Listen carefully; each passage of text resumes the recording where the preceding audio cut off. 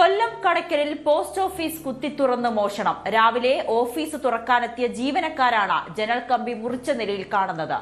1.25 ലക്ഷം രൂപയോളം ലോക്കറിലുണ്ടായിരുന്നതായാണ് വിവരം. പോലീസ് സ്ഥലത്തെത്തി അന്വേഷണം ആരംഭിച്ചു. കടയ്ക്കൽ പോലീസ് സ്റ്റേഷന് 50 മീറ്റർ മാത്രം ദൂരത്താണ് ഈ പ്രധാന പോസ്റ്റ് ഓഫീസ് സ്ഥിതി ചെയ്യുന്നത്. വിശദാംശങ്ങളുമായി വിനീഷ് ചേരുന്നുണ്ട്. വിനീഷ്, പോലീസ് സ്റ്റേഷന് തൊട്ടടുത്ത് തന്നെ സ്ഥിതി ചെയ്യുന്ന പോസ്റ്റ് ഓഫീസിലാണ് ഇത്രയും വലിയൊരു മോഷണം നടന്നിരിക്കുന്നത്.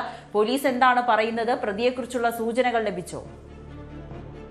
തീർച്ചയായും സംഭവം വളരെ ഗൗരവമാണ്. കൊല്ലം കടക്കലിലാണ് ഇത്തരത്തിലുള്ള സംഭവം ഉണ്ടായത്. കടക്കൽ പോസ്റ്റ് ഓഫീസിലാണ്. പോസ്റ്റ് ഓഫീസിന്റെ ജനൽ കുത്തി തുറന്ന് മോഷ്ടാവ് അകത്ത് കയറുകയും ലോക്കറിൽ സൂക്ഷിച്ചിരുന്ന 1.25 ലക്ഷം രൂപയോളം കവരുകയും ചെയ്തിരിക്കുന്നു എന്നുള്ളതാണ്. ഇന്ന് പുലർച്ചെ ജീവനക്കാരൻ എത്തുകയും ഓഫീസ് തുറന്നപ്പോഴാണ് ഇത്തരത്തിൽ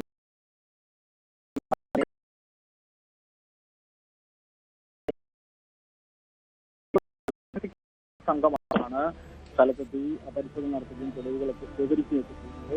നമ്മൾ സൂചിപ്പിച്ചതുപോലെ തന്നെ ഇത് പോലീസ് സ്റ്റേഷന്റെ ഒരു 50 മീറ്റർ ദൂരപരിധിയിൽ തന്നെയാണ് ഇത്തരത്തിലുള്ള ഒരു മോഷണം നടന്നിരിക്കുന്നത്. വളരെ ഗൗരവമുള്ള കാര്യം തന്നെയാണ്. കാരണം രാത്രി കാലങ്ങളിൽ നൈറ്റ് പെട്രോളിംഗ് അടക്കം ശക്തമാക്കണമെന്ന് വലിയ രീതിയിലുള്ള ഒരു ആവശ്യം ഉയർന്നു വരുന്നൊരു സാഹചര്യവും പ്രദേശത്തുണ്ട്. നിരവധി മോഷണങ്ങൾ നടന്നു വരുന്നൊരു സാഹചര്യമുണ്ട്. നമുക്കറിയാം, കിഴക്കൻ മേഖല കേന്ദ്രീകരിച്ച് ഈ ആരാധനാലയങ്ങളും അങ്ങനെ ഈ ദേവാലയങ്ങളൊക്കെ കേന്ദ്രീകരിച്ച് 5 മോഷ്ടാക്കൾ പെരുകുന്ന ഒരു സാഹചര്യം. നിരവധി കേസുകളാണ് റൂറൽ ജില്ലാ പരിധിയിൽ റിപ്പോർട്ട് ചെയ്യപ്പെടുന്നത്. അപ്പോൾ അതിന് തൊട്ട് പിന്നാലെയാണ് ഇത്തരത്തിലുള്ളൊരു സംഭവം ഉണ്ടായിരിക്കുന്നത്. അത് പോലീസ് സ്റ്റേഷന് തൊട്ടടുത്തായിട്ട് നടന്ന സംഭവമാണ്.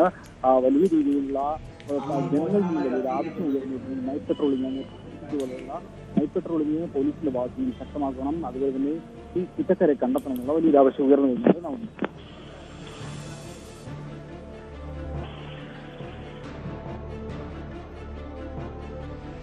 ശരി, പോസ്റ്റ് ഓഫീസ് കുത്തിത്തുറന്ന് നടത്തിയ മോഷണത്തിൽ പോലീസ് അന്വേഷണം പുരോഗമിക്കുകയാണ്. പ്രതിക്കായിട്ടുള്ള തിരച്ചിൽ തന്നെയാണ് പോലീസ്. വിശദാംശങ്ങൾ നൽകുകയായിരുന്നു വിനീഷ്.